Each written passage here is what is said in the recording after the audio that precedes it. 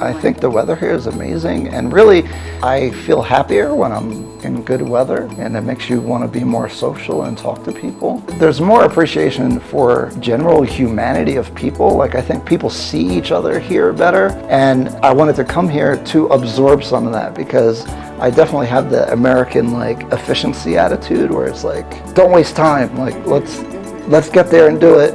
And in Kenya, people say, good morning, how are you doing? You have to go through that process before you get to business. But I'm here because I want to learn to be more human-based. I don't know if that's the right word, but just like care about the humanity of people before you just start talking about work and getting to things. Hi, I'm Ryan Fagan. I live here in Nairobi, Kenya, in Kilimani. What's going on, guys? Welcome to my place here in Nairobi, Kilimani.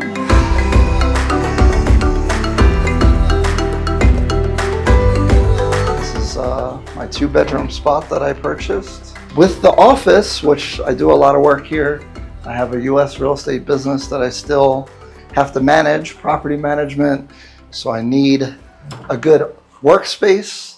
I was trying to design this area so that I would have a workspace, but also a dining space. And so when you come in here, it was kind of interesting trying to figure out how I was going to arrange everything, because really that area is set up for the dining space, but we were able to figure this out. It's my favorite piece of furniture. It's really heavy because most of the stuff is bespoke that you get made here. Like even these chairs is real wood versus the US, which I really like. Really quality piece of furniture. My shoe rack and everything here. I do like it with the mirror, so when you're about to go out, you can get ready. This book is for decor, but it actually has things that you can read. It's a real book. Taken on into the living room. I started to think about coming to the continent of Africa probably in 2020 when there was COVID. I'm from New Jersey, so it's very cold and snowy, and it gets dark at like 4 p.m. in the wintertime. And you couldn't go outside because everything was closed. And I just said, I feel like where you live is a choice. And why am I enduring these conditions? And I've, worked really hard to have the freedom to be able to go different places. So one day I was just like, why am I doing this? It's very depressing. And in your early years, you're fighting to get financially stable and have a good financial situation. And as you get older, at least for me, if you can achieve the first thing with the finances, then you start thinking about other things, quality of life, where you live, the weather, values of the people where you are, the community thing, the higher level things you start thinking about. And so again, it's cold and dark, and I'm like, I feel like I'm just choosing to live in these conditions that is making me feel depressed. Ghana had the year of return, and I guess the combination of just seeking connection to, I think culture is really important, and where you come from. Sometimes you face decisions in life that you don't know what to do, and I find that for us in the US, especially Black Americans, we don't have a grounding in a long culture. So I think sometimes culture helps you navigate life. And so I wanted to connect with a longer term culture. For example, like someone that's Italian has thousands of years of knowing what being Italian means. There's a language, there's food, and it's a really long culture. And there's a lot of other places. So as Black Americans, we don't have that. Now there's an argument, that the Black Americans have culture at all. I don't want to get into all that, but I just wanted to connect with the continent. And so I was going to go to Ghana, and I started looking at the real estate because I'm in real estate. So the prices, and when I started looking at other YouTubers and such, I was like, let me look at some other countries. And weirdly, I ended up looking at Kenya, I think, because I dated a Kenyan girl. It was the first love of my life in high school. And so I was really close with the family. They'd make ugali and other Swahili type food, Kenyan food. And so I knew Kenya existed because, you know, we don't have a lot of information about Africa, especially at that time when I was growing up. But I was like, let me check out Kenya. I found some other content creators and I said, this looks more my vibe. People are more chill. West Africa seems faster. I was looking for more peace. So I ended up coming to Kenya also because of the real estate prices.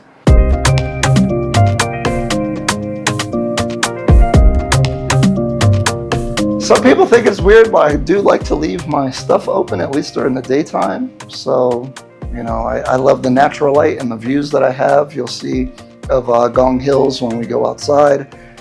All this furniture was custom made. I went with like earthy tones because the cold temperatures of the tiles and everything, I was trying to make it more homey. I stay here for long periods of time, so I want to, you know, feel at home and comfortable versus kind of cold tiles. That's why I have a lot of earth tones and rugs and everything. And then this is probably my favorite part. The thing that I've done to the property is I've added a screen. They don't come with screens.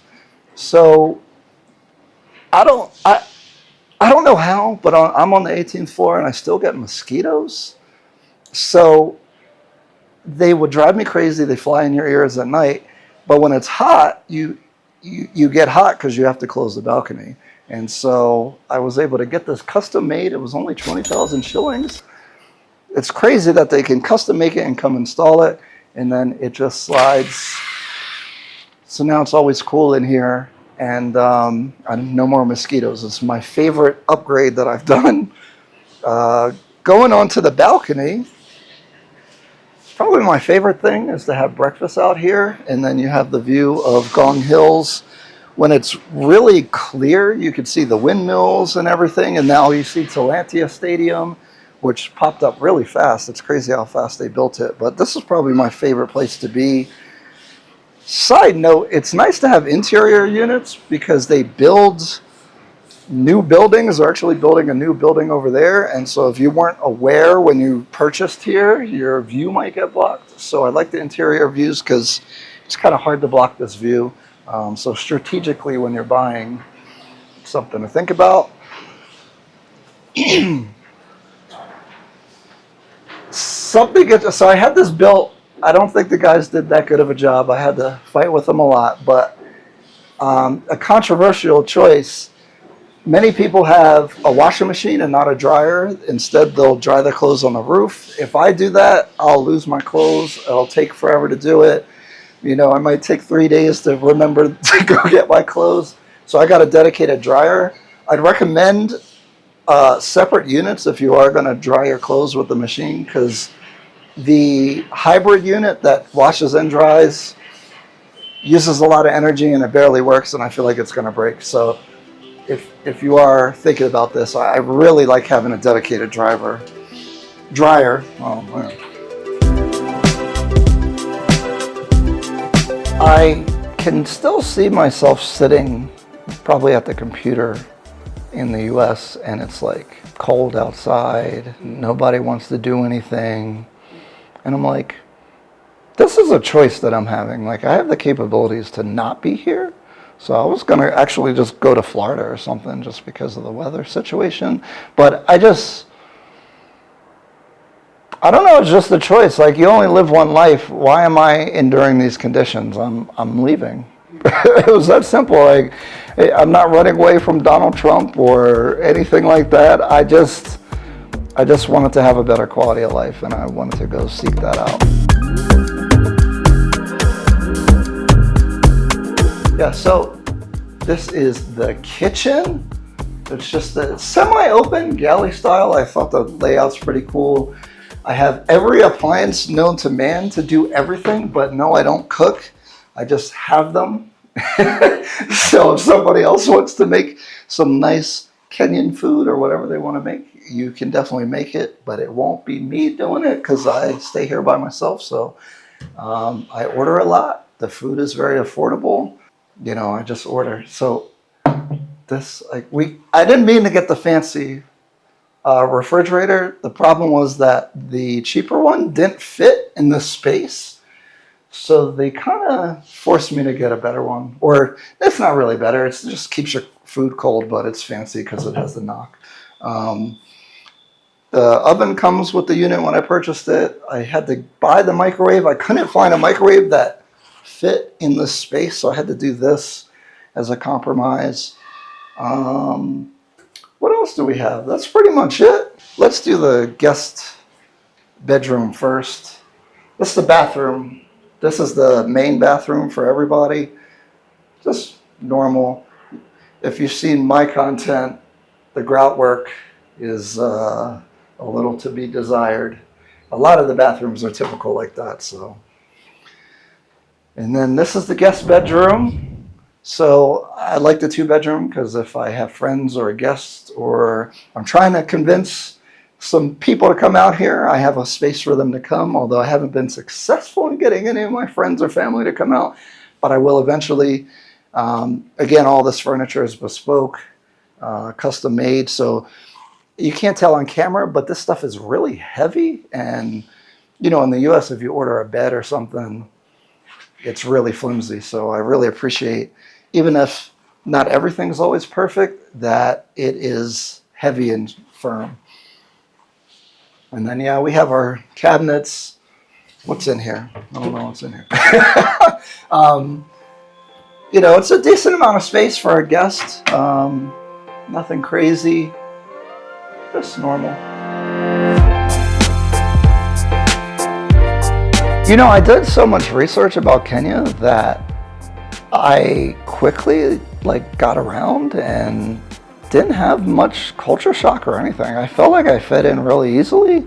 I knew the places to go. Shout out to some of the other YouTubers that have come before me, because I knew what the prices were. I knew some of the places to go. So I had a really good starting point of figuring out where to go and what to do. And probably what made me choose to buy my first property here and start getting more invested here was, I remember I was just going to Junction Mall and it felt so regular and just part of my day, and I just felt very at home, that I was like, wow, I really, not that I see myself just being here, but I am being here. You know, I'm just going about my day. I'm not really doing touristy stuff. I'm just going to get some lunch and meet with some people and have a good time.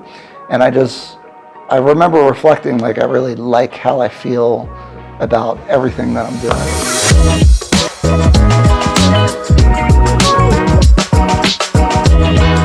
So we have the master ensuite. Something I like that I have that little ledge there where I can put all my stuff. Just normal basic stuff. Again, the grout that drives me crazy. I've had them redo it 4 times, but they just can't. I don't know what it is. I can't figure it out.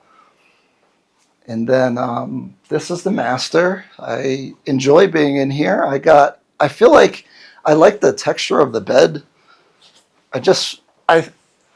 Something that you don't think about is that this absorbs sound, so you don't get a lot of echo in here, and there's a lot of textiles, so it adds to a little bit warmer feel to it. And then actually all these lights are added, so when I purchased it, it had different lights, so all the stuff is custom. Even these wood panels I added. Same thing with the living room. And again,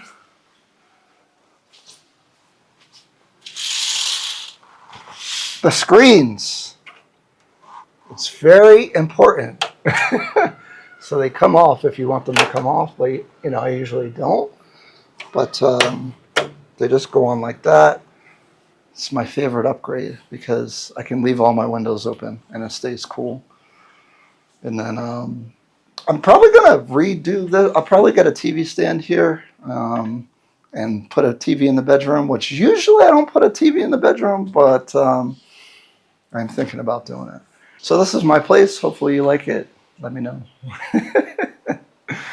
Hey Webnation family, for years we've been sharing stories of diasporans who have relocated from the diaspora and currently living here on the continent of Africa. You guys have been enjoying the episode, saying in the comment section that you want this to be you one day. Why don't we just bring that time to now?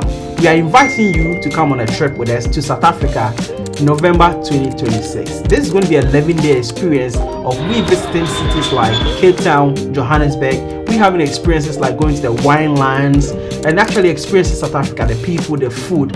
This is not just a vacation. This is a very well detailed experience that gives you the proper insight on people interested in relocating. The beautiful part about this is we've made it easy for you to come on this trip with us. By you just making the deposit, you get to pay the rest in installment and get yourself on a trip with us to South Africa. Scan the QR code, secure your spot, and see you in South Africa. Now guys, let's get back into the video.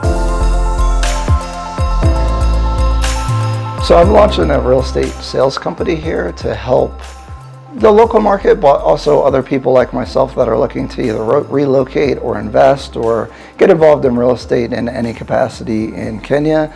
So I've been pretty busy. I'm working on launching the company. So right now I'm working from home, but we're securing an office. So I try to get up in the morning, go to the gym, eat a nice breakfast, and then pretty much get to work. I usually visit different projects. I'm making connections with different developers. I'm hiring a team. I have a lot of meetings, and then I consult with a lot of people here or people that are coming in. I try to help them, guide them through the real estate purchase. And so I don't do that much leisure stuff since I've been here, especially the last 2-3 months. But I enjoy the work. It's fun. The opportunity here. It's funny because the level of service here sometimes could be lacking and it could be annoying, but I get excited because I actually think it's opportunities for a lot of people to start businesses or just bring whatever expertise that you might have to be able to launch a business or do something. The real estate business here, if you just look around the skyline, there is like 40 different projects being built. There's a lot happening here on the economic side. There's a lot of foreign investment. The population growth here is going up, and the middle class is growing in Kenya as well, in the local market. And then, they're building Talantia Stadium in 6 months, and they're building new roads, and they're doing a new SGR line, and there's a lot. It's really exciting on a business front, and just Nairobi and Kenya in general feels very alive, and you can really make a big impact here. In the US, you basically need to be a multimillionaire to have any big impact in the country or even in your city. Even in a small town, you really need to be a millionaire to be able to get a lot of stuff done.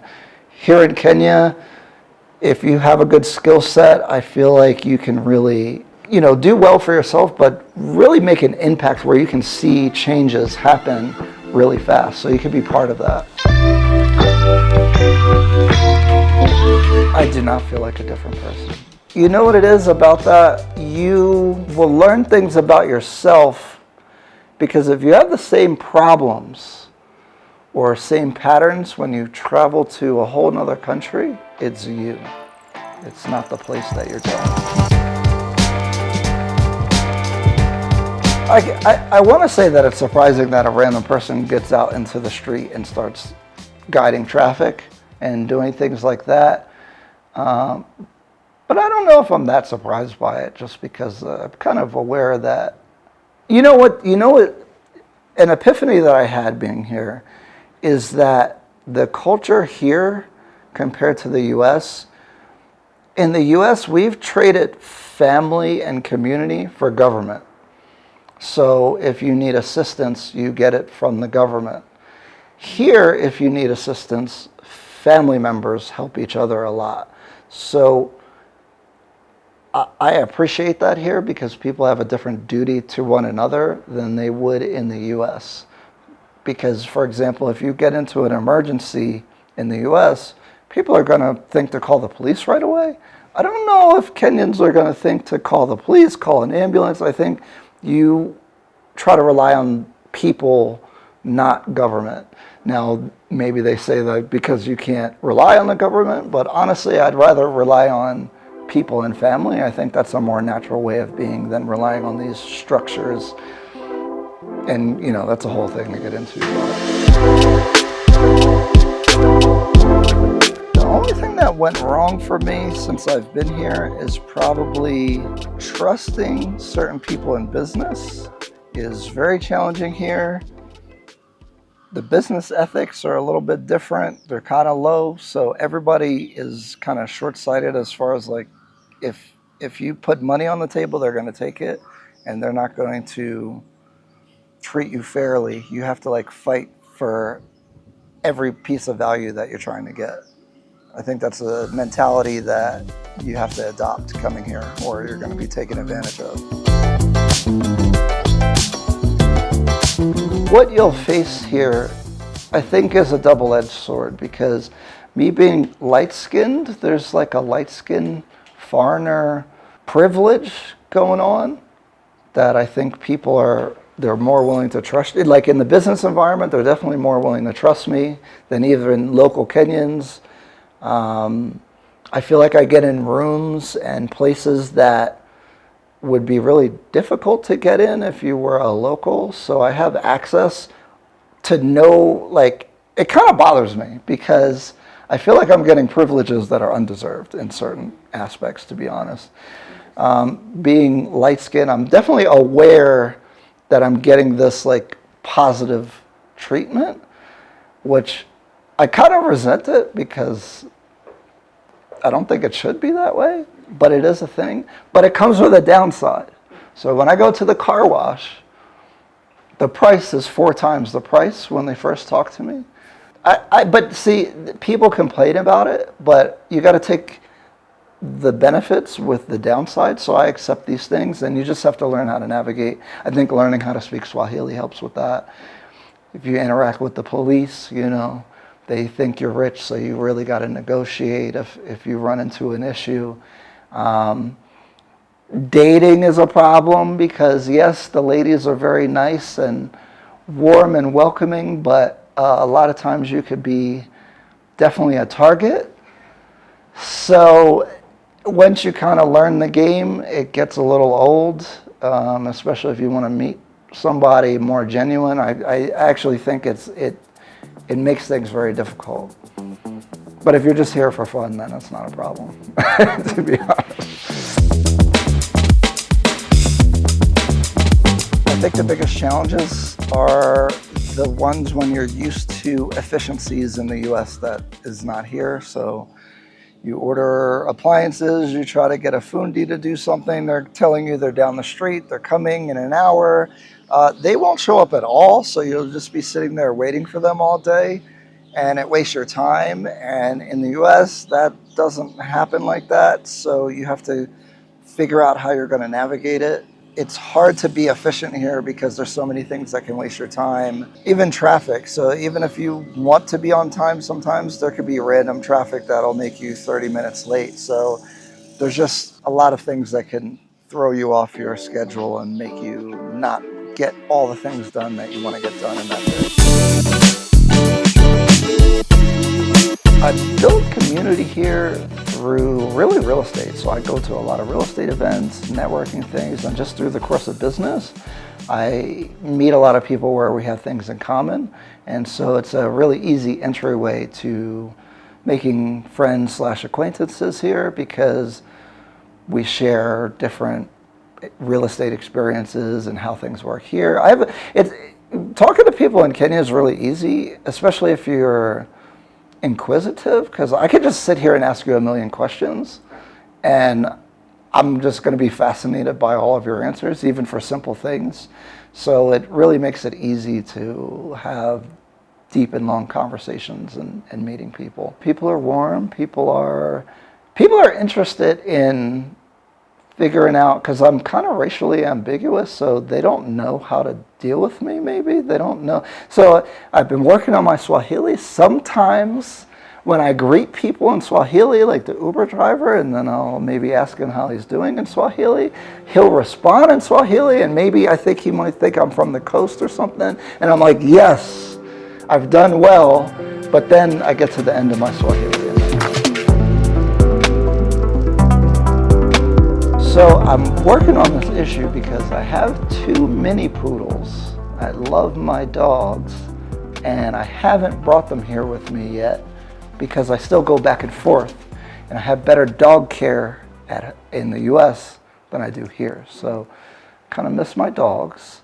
Probably something else that I've sacrificed a little bit is the growth of my US side business, because while it is 2026 and you can still do a lot of things remotely, your presence is still important. So the scaling of that business probably is a little bit slower. I do miss my mom sometimes, but I think I would love for her to come out here. But again, with the new technology, I don't feel that far away, because I guess that US lifestyle is really crazy, that my mom lives 8 minutes from my house in the US. And when I think about how many times I see my mom, it's not as frequently as it should be. So whether I'm here or I'm in the US, it's really not that big a difference. But I do want to have her come out here. I don't think I doubted my decision to come overall, but the amount of investment I've made is a lot. So like buying a significantly priced truck and stuff like that, is that necessary? I don't know, but I love it, so I guess not. But I do sometimes second guess it. I'm not gonna lie, my ability to manage money is why I'm even able to be here, so I think I make good financial decisions. Some people may say that I spent too much money furnishing this place, especially with the designer and everything. So the designer charges a certain percentage on top of whatever they buy and do for everything for their service.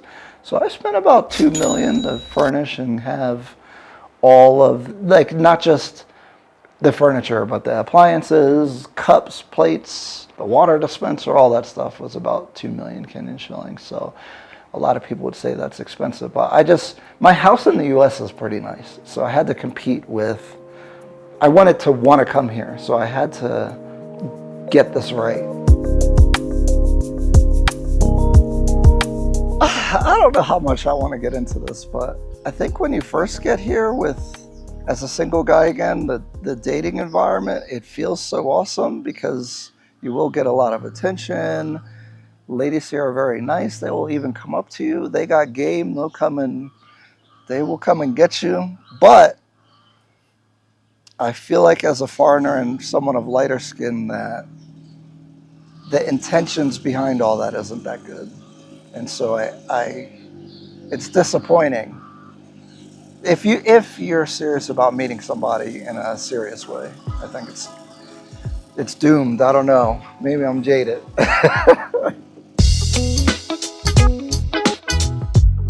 You shouldn't come here if you don't have the budget or income or some kind of way to continue to make money, because the cost of living is cheaper, but at some point you still need an income.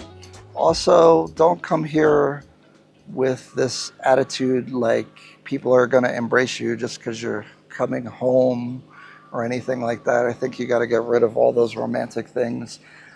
There is a special connection that I do think that we have to Africa, but I think the way that it manifests and how I see it talked about is a little naive, and I think it'll lead you to being disappointed because people could still scam you and take advantage because they need money and things like that. So I think you need to be more practical. If you're not practical, it may not be for you. Also, you got to be street smart here. No one's going to help you if there's not a lot of recourse if bad things happen. So you have to look out for yourself and make sure you're making smart decisions. I'm really excited about the future because I think we're going to change the game with the real estate services out here. I see myself eventually getting a villa outside of Nairobi, getting some animals. Maybe I'm going to be like the Maasai, get some cattle, get some dairy farm going on, some chickens. I just want to be around nature. I want to go a little off-grid, have something with solar panels, and really like a nice estate, 6-bedroom, pool, 10 acres, something like that. That's kind of where I want to be. I'm a single guy, so I'm going to have to figure that out because that's a lot of space to have. So I'm going to have to figure that out, but it's a little complicated here. I still want to keep growing my U.S. business. I do get a passion from helping people get their first property, whether it's in the U.S. or now here in Kenya. I want to be able to provide people those options, and education is really important. Man, if I could speak to my past self, I was stressing out because I was watching every video possible. I was trying to do as much research as possible about coming to Kenya, even the real estate market, the people, tribes, culture. And I remember just like really diving deep before I came. I would probably just tell myself to relax and go through the process and don't rush. My advice to people is don't be overly emotional about traveling here. You have to be practical. You need a budget. Also, don't think that people are just going to say, welcome, brother, welcome back to Africa. I think that's very naive. You are a foreigner wherever you come from. If you were raised and stayed in the U.S. for 20, 30 years, you're an American, whether you like it or not. You have American attitudes and culture, whether you're running away from that or not. You probably should accept some of the things that make you wherever you come from. Now, if you want to change and adapt, I think you can do that, but I don't think you should come here overly emotional about these type of aspects. I think a lot of people end up going back because they are doing some Disney romanticism about coming to Africa in general.